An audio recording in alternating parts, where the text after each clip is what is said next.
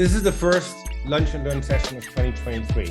And the reason why we wanted to talk about how to beat recession through customer success is, as you guys are all aware, last year was actually quite an interesting year.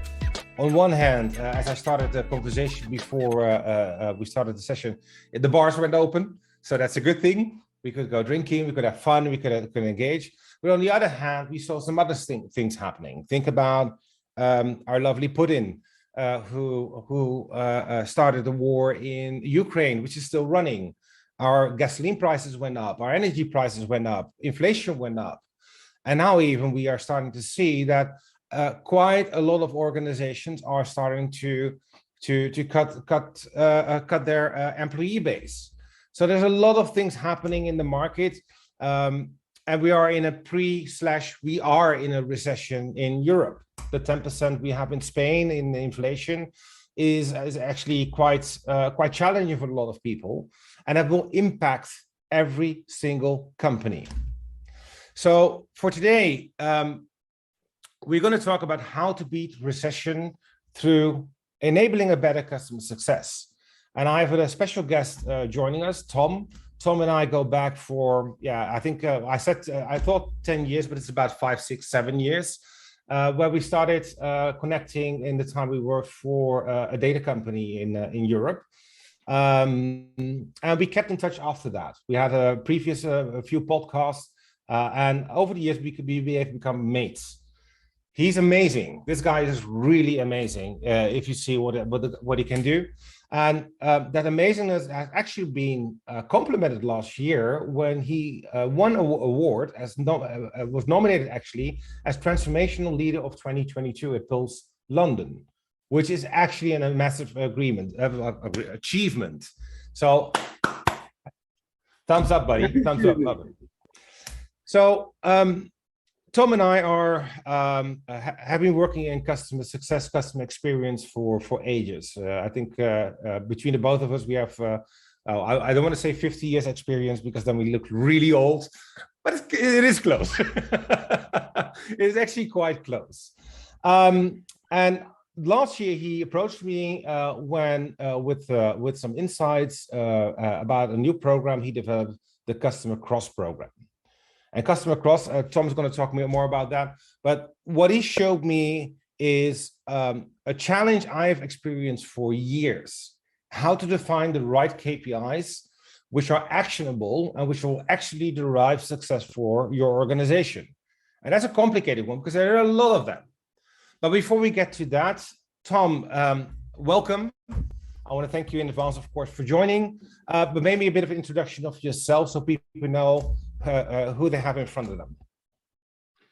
Well, thank you for this nice introduction, Rahim, and thank you for having me in your lunch and learn session. It's my pleasure. It's been too long since we haven't met, and I have to be honest, I'm always jealous about the nice weather you're in. I mean, I spend my time in rainy Paris and Rotterdam, and you're always in the sunshine. So you really make me jealous. But anyhow, we'll get down to Barcelona ASAP. For those who do not know me, my name is Tom Carnewal.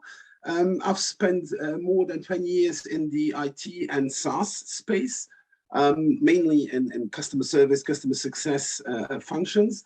I'm the former customer service and customer success director at Saligent, former customer operations director at Dun & Bradstreet, co-founder of 2 SaaS startups, Funky Time and Certables, founder, as you mentioned, of the Customer Cross company. For the time being, I'm the digital transformation director at Altaris. I was recently nominated Transformational Leader 2022 at Pulse in Europe, and that was it was a surprise, but definitely a nice surprise. I agree on that. But on top of that, I'm the proud dad of 2 millennial sons who I love a ton. I'm addicted to sports. I'm a wine lover, which is completely irrelevant when we will be talking customer success. But anyway, I thought I'd just bring it in. So that's me in a nutshell for those who do not know me. Thanks, Tom. Thanks, Tom. Again, like I mentioned, Tom is amazing, and the content he's going to share today is going to actually benefit all of you.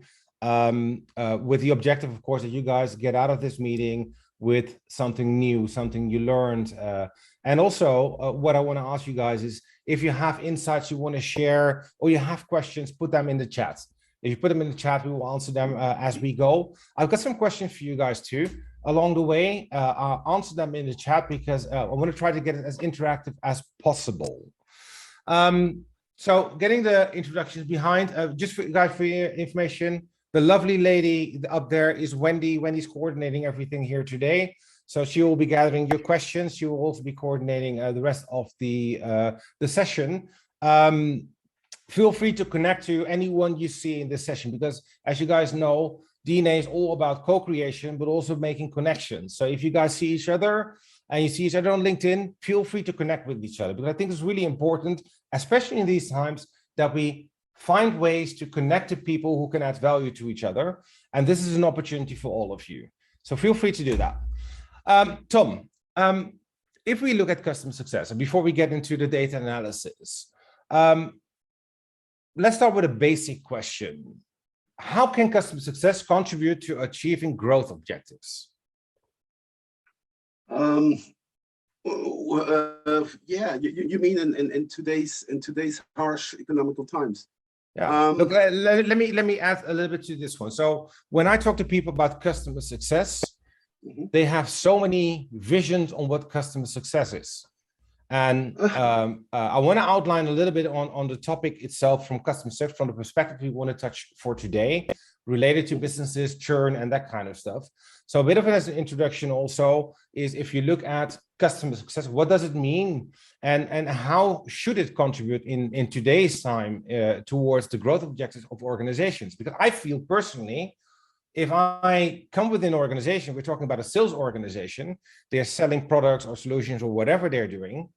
But effectively, if you look at the current times, a lot of sales teams and sales organizations are being canceled. Think about Salesforce. They're canceling 10% of the workforce. Majority is sales. So they're seeking new ways of retaining and growing clients. Hence the question, how can customer success contribute to achieving growth objectives for organizations? Yeah, well, first, circling back to your first remark, yeah, I agree. There's 100 definitions of what customer success is and is not.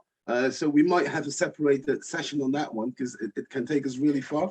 What I do notice is that mainly people who are in customer success would call it customer success. Other people would call it customer experience, customer operations, post-sales, whatever. But, you know, let's agree on having another session on that one. But whatever you call it, and whatever the exact definition which you want to use, the goal is to make your customer successful with your service, with your product, right? That's the goal. And the exact definition can depend on your industry, on your company, whatever.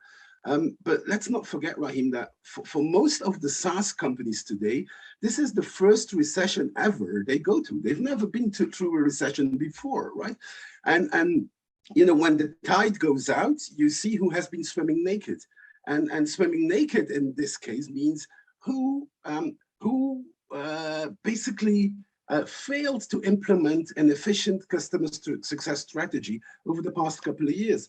Because let's not forget that recession has a double impact on companies that have a recurring revenue business model, right? And a well-implemented customer success strategy can make a whole lot difference in tackling both of those impacts.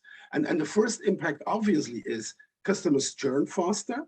The second impact is we have a hard time finding new business, right? When it comes to customers churning faster, well, they churn faster because under the pressure of inflation, many suppliers and vendors have raised their prices. And as a customer, you have to prioritize your spendings. And unless your product or service is of strategic importance to the customer, it is very likely that you will be hit by that shift in priority. And you might lose some or maybe all of your annual recurring revenue, ARR, as we call it, with that customer. So that's the churn part. And the new business part, well, it's obvious that new business is more difficult to find when companies have to cut budgets. You already mentioned it. People are being laid off. It hits all industries, whether it's retail, tech, fast-moving consumer, doesn't matter. With budgets going down, prospects will stall or postpone investments or purchases. Right? And we already see that effect today. Now, the latter is obviously not just the case for SaaS companies, right? It is the case for every company. But if you are in a recurring revenue business model, and most SaaS, or if not all SaaS companies are, you get hit double hard by the loss of ARR, of recurring revenue. You get hit double hard because it's not just the loss of the revenue right now at this moment, it's also the loss of the revenue of the years to come. It's also the loss of all potential revenue growth in the years to come. That's the very essence of recurring revenue business models, right? So the loss is exponential. The loss is exponential. It's a hockey stick, but upside down, right? And you don't want that. I mean, that's nothing but bad news, isn't it? But the good news is that, as you mentioned, a well-implemented customer success strategy will help you to cope with both of those impacts. It will help you to cope with the churn, with the lacking new business, right? First of all, the churn, well, it's the essence of customer success. This is why customer success is around. It's there to get a higher customer retention. It is there to beat churn, right? And in times of recession, that means that GRR, growth retention rate, becomes a very important metric. It actually should have the highest focus on of your customer success actions. Whatever customer success action you do, it should contribute to a higher GRR.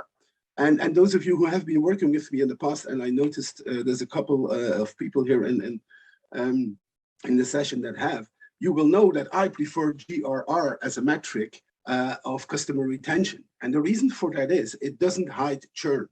Gross retention rate does not take into account upsell, cross-sell, whatever, right? So it doesn't hide any churn, which if you use like other KPIs or metrics like logo retention or a net retention rate, they do hide churn. So personally, I advise you to use GRR. It will allow you, or you can do that on a monthly base, on a yearly base, whatever you want. But it helps you to keep very close track on your retention numbers. Secondly, the new biz. Well, if you have a well-implemented customer success, that is a revenue driver, right? It really helps you to improve your top line while sales is having a hard time getting new biz in. And this is exactly what you mentioned about Salesforce. A lot of salespeople are being laid off. And that is because, let's not forget, a company like Salesforce, they get more than 90, even more than 94% of their revenue from the annual recurring revenue. And so they very well understood how this thing works, and that customer success is the driver behind the chunk of their revenue. This is no surprise. I mean, Mark Benioff basically is the godfather of customer success. There's this very nice story about him, which we can tell another time, but it should be no surprise that Salesforce applies this strategy, right? But CS really can be a revenue driver. But what I do notice is that a lot of customer success teams, they have like cold water fear when it comes to bringing in the revenue part in customer success. It's like, oh, no, this is sales. We're not sales. We don't want those hard numbers in here. Whereas there's a lot of low-hanging fruit when you are in CS when it comes to contributing to the top line of your company. And not only does it allow you to contribute to the top line of your company, it also, in these hard economical times, helps you to justify your CS budget in front of your CFO. If you are contributing directly to the revenue of your company, there's no better argument towards your CFO or your CEO to say, look, we need this CS budget because we we have contributed this much in revenue, right? So it has a double effect for CS teams. And this is not just theory, right? We also see this in practice in our projects, and we see that in the research. So yeah. Well, it's actually quite interesting what you're saying, because it is a complicated thing for more supporting teams to monetize the things they are doing. And generally, when you get budget cuts are always related to business cases. If you have a good business case, you get more budget at the end of the day.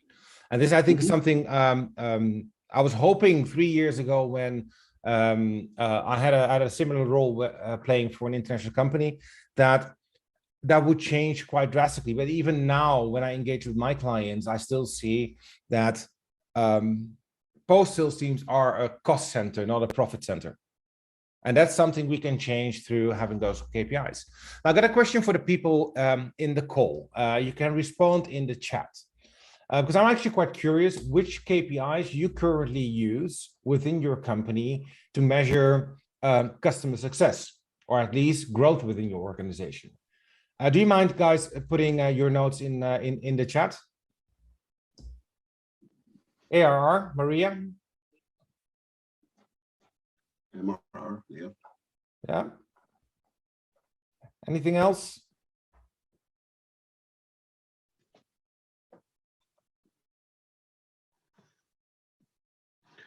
Oh, that's a very good one, Frank, because that's actually what Frank just answered is basically the essence of the whole thing, right? Secondary sales qualified leads, yeah. Frank, can you join the conversation? Sure. GRR and NRR. Explain. Yeah, I mean, like as Tom rightly points out, if you just go with NRR, you're looking at, you know, and look, I was in Salesforce right at the beginning when we were actually realizing that, oh, hang on, there's a downside to this recurring revenue model, and it's churn. When we initially floated, we used to hide our churn behind NRR metrics. So we talk about how we grew, but we wouldn't actually talk about what we lost. So therefore, GRR is extremely important. However, if we look at customer success purely as churn prevention, you encourage what I believe is a closed mindset. Whereas you need to have both. And when I've worked with organizations and had large teams, we've compensated on both metrics, because not only do you want to protect what you've got. If we're called customer success, it's about success. It's about success for the customer. It's success for your company. How do you do that? You do that by driving growth and success within that company. I know I'm using success twice, but that's what it is. How do you manage that, or how do you measure it? That's your NRR component. No, this is why I like your answer so much, because I couldn't agree more. I mean, in the economical times we are in right now, GRR, I think, is the one you need to keep a close eye on to make sure that you avoid losing this recurring revenue. But if not, like if you would say like a year ago, I would have said go for NRR, because that's where the growth is. This is where you as a CS team can show that you are more than just a churn buster. You can contribute to the top line of your company. So yeah, I couldn't agree more. If you can track both GRR and NRR, that's excellent. However, I do not know what your experience is, but my experience with customers is that it's not always that obvious for them to track both, especially not the GRR. It's often they have a hard time measuring that, getting all the data in and getting it right. So they tend to go for NRR because they confuse it with ARR. Yeah, I have to be honest with you. I've never had a problem with finding organizations that measure GRR. you know, that's in all the CS organizations I've run, I've never seen that as being an issue. So for me, it's always been just very clear. Yeah. Okay. Well, let's crack on. Let's crack on. I was looking at the time. So, Tom, as part of your customer cross, you have been analyzing a lot of data over the past 10 years. And can we take a look? Can you share some insights on the conclusions of your initial analysis?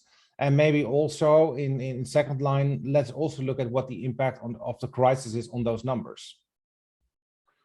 Well, what we actually did was, we can talk about the customer cross later, but the research we did was actually part of that development. And what we did is, over a time lapse of about 10 years, from 2011 to 2021, we gathered data of 263,000 companies. We anonymized it, just to be clear, and we analyzed over 3 million data points. So it's a pretty nice data set, because it's what we're talking B2B here.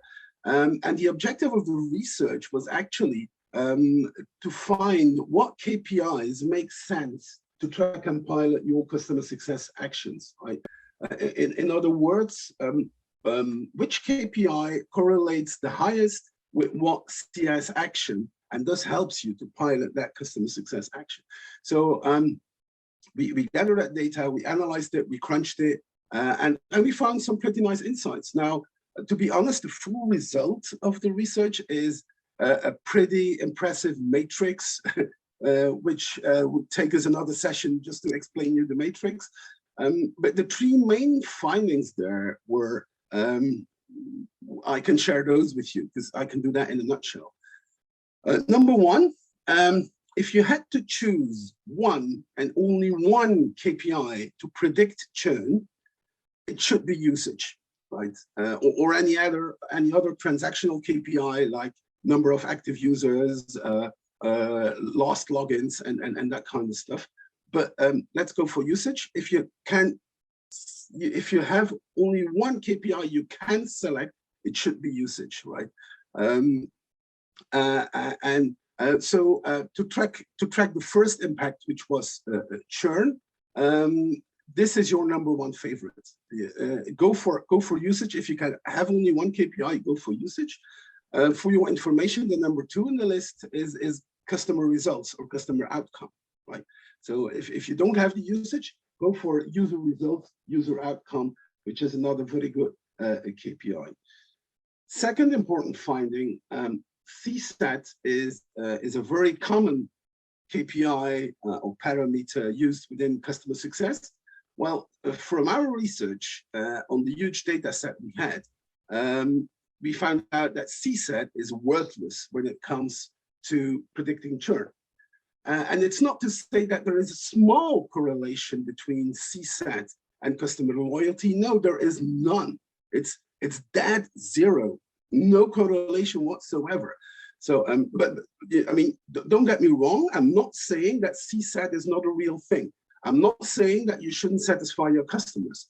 All I'm saying is that there is no statistical evidence that there is a correlation between the time a customer will stay with you and the answers they will give you in a CSAT or an NPS survey. So forget CSAT to predict customer loyalty or to predict churn. It's useless.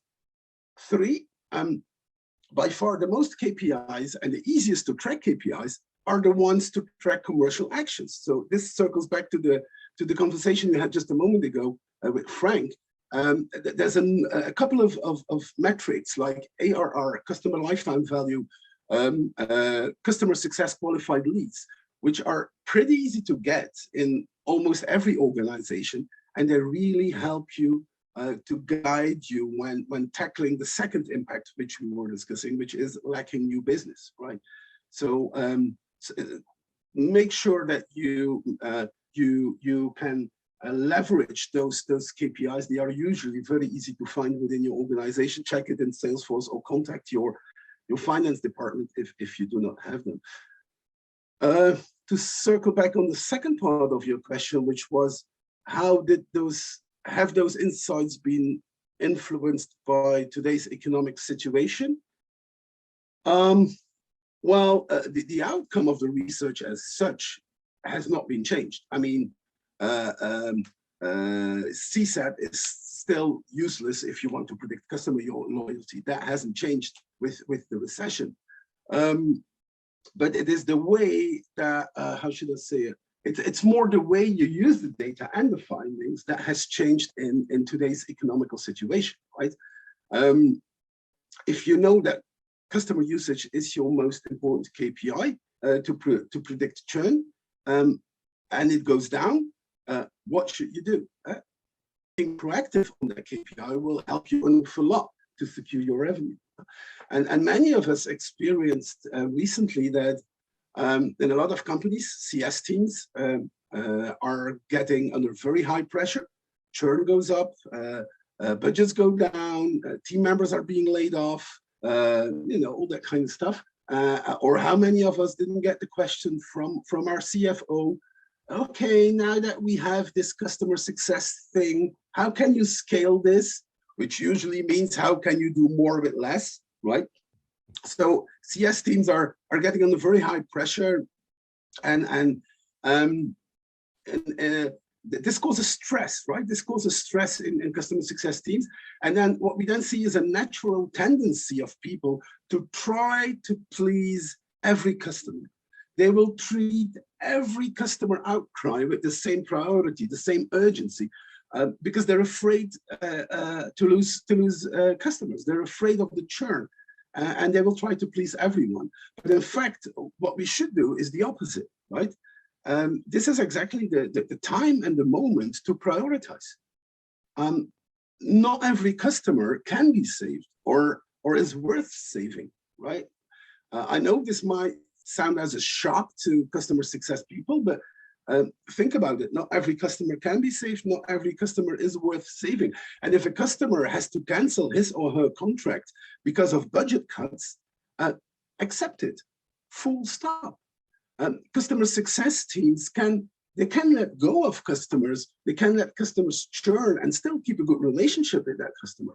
And as a company, you will lose the ARR and the potential expansion, but you will hopefully keep more future second order revenue, right? And second order revenue potential can be massive. So make sure not to screw up on that one. It's very critical in this period, in this time with this economical situation, that you learn to cope with that and to make sure that you quit but still having a good relationship with your customer. And this is very different from the economical situation we had about a year ago.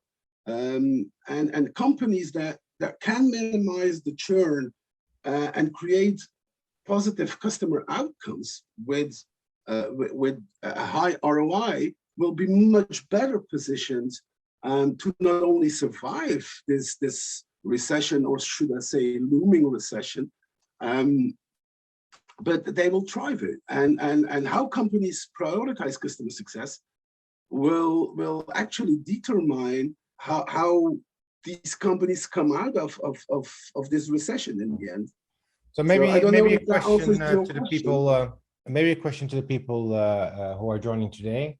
If you look at your own company, do you feel you get enough guidance or give enough guidance to the team members in your organization with respect to basically the goals and objectives for this year?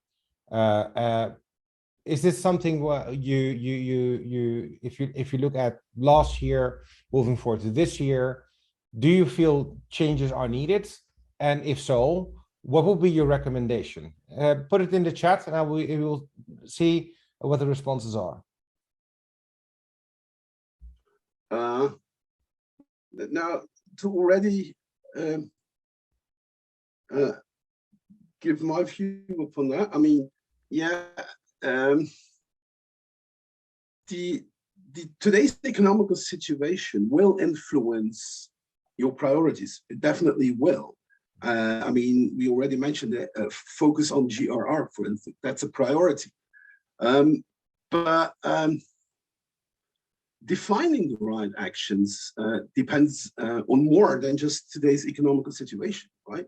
in the end, okay, this economical situation forces us to review our priorities and maybe temporarily shift the focus. But bottom line, your CS strategy will remain, on one hand, getting higher retention, and on the other hand, trying to drive more up and cross-sell. So that's not really going to change. And in my opinion, the deciding what you should do, what actions you should take, is influenced by other dimensions, which are the ease of use of your product, or call it the complexity, which is the maturity of your organization. Are you a young startup? Are you a very mature organization that's been around for ages? And the degree of your customer engagement. Are you in a space where there's a very high customer engagement, or are you in a space with a very low customer engagement? And if you take those three parameters, you can really define a nice set of best actions, which you should then track with the corresponding KPIs. And I think that is as relevant as today's economical situation, which for me, is like, okay, we need to shift focus temporarily, or put more focus on one or the other actions we have planned. But the strategy as such is determined by more general factors than just today's economical situation. And this is exactly what we do with the customer cross, right? We try to we give this easy to use framework to define that best set of actions. Nice. Hey, looking at the time, I promised you guys, for the people joining, that we would stay within 45 minutes, but I also want to give you guys the opportunity to ask questions. So you can unmute your microphones. Do you guys have questions for Tom, maybe even Frank, because Frank was a great contributor, or myself? If there are questions, this is your opportunity to ask.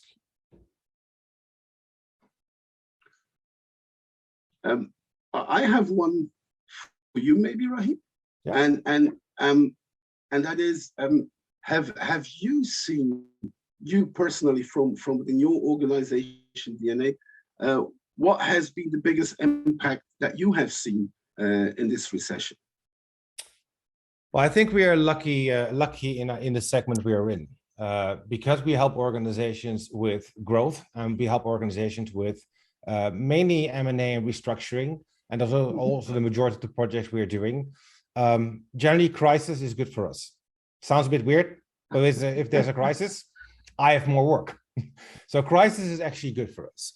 The challenge you see now, and that's one point you actually tapped into the beginning, is that most tech startup scale-ups, and there's also our target group here in Spain, they have never had a crisis before. They haven't had the crisis of 2008, when all people got laid off and all the issues. The only crisis they've been handling was the health crisis we had with COVID. Yeah. And that was a crisis where we had to adjust between homework and office work, mental health. It was a bit of a different crisis. It was not really a financial crisis. So for us, it's a quite easy one, because for us, it's an opportunity actually to share all that knowledge and experience. What we do see, however, is that we also work for corporates. We have quite some corporates in our portfolio. We do quite some consulting for them. And what we have seen in the past few months, travel restrictions, less budget, teams that actually have to grow because they are developing new cool stuff to win in the market, to increase their competitive advantages, are not getting the resources anymore. So you see people working overtime, people getting stressed, it gets more and more complex, because the expectation at the end of the year, if people here work in corporate structures, if there's a 6% growth number somewhere decided in the US or wherever the head of it is, the whole organization needs to ramp up to achieve that. And they do it in two ways. One, they ramp up to achieve that by investing, but now they're not investing. They are now looking at where can we cut costs. It first starts with travel restrictions, then it starts with other restrictions, less fun stuff to do. I've seen quite some of my clients canceling the year-end party, which for me is crazy as change lead. Because if you change you cancel your year-end party, you lose the connection with your people. You want to give them, you have to probably this year going to give them bad news, but you want to keep them motivated. So what I see within organizations initially is the first step. How do we react to the COVID and to the crisis based on the finances? What I also do see is, and that's also one of the reasons why I have asked you to join, is that we are not measuring customer success in a correct manner. And it depends on the organization, but I see organizations who are not as a tech startup, who don't have recurring revenue, just one-offs, and they're searching on how to define the KPIs. And it's not just the KPIs. The second step behind KPIs is actioning it. What actions do you take, and which of those actions actually derive value to achieve that goal? And that's different per segment. It seems that the good years we had, the comfortable years we had, where every year we could grow in the last 8-9 years, every year it was actually quite okay. Those years are over. Now we need to take a step towards how can we change certain things, or how can we measure the actions we're taking towards a certain KPI. And that's a struggle you currently see happening. I'm not sure how it's going to evolve. The difference now is that we are a smaller company doing the cool and fun stuff. That's why we live in Spain. That's why I have a nice color from the sun. But effectively, we don't know what's going to happen in the upcoming year. We do see that there is going to be a good opportunity for organizations to improve. You only improve when you're in crisis, because then you have to step out of your comfort zone. I generally every crisis is an opportunity, isn't it? Exactly. And I think the opportunity here for customer success teams is exactly to prove their value to the organization, to prove that you can protect the revenue, and that you are there to protect the existing revenue, but also that you can contribute to the top line in times where your salespeople have a hard time finding new business. So exactly. I think the opportunity lays there. The opportunity is there. I think we all agree to that. Hey guys, we're looking at the time. I want to thank you guys for joining. I really appreciate your time. I hope that you guys are gaining value out of this session. Thank you so much, Tom, for joining. Thank you, Wendy, for organizing. Frank, contribution, I love it. So thanks for contributing. But just to close off, Tom, some last words from you. Well, if you are interested in learning more about this, we have a 2 hours online webinar which you can join. Or if you really want to go to the next step, the next level, we also offer in-company workshops and complete packages, which will help you to define or redefine your customer success strategy to make it through these hard times. But I guess you will be able to give details to the people how they can learn more about either this online webinar or the workshops. So yeah, we will share some more information in the weeks to come. There will be some, if you want to have direct information, feel free to contact Wendy or myself through LinkedIn or via our website. We will be happy to provide you with any information you need and have the conversation. Again, thank you all for joining. It was a really nice first lunch and learn session. Thank you, John, Tom, thank you, Frank, and thank you, Wendy, and thank you all of you guys for contributing. Have a lovely, thank you all, day. And thank you for having me. Bye, Rahim. See you.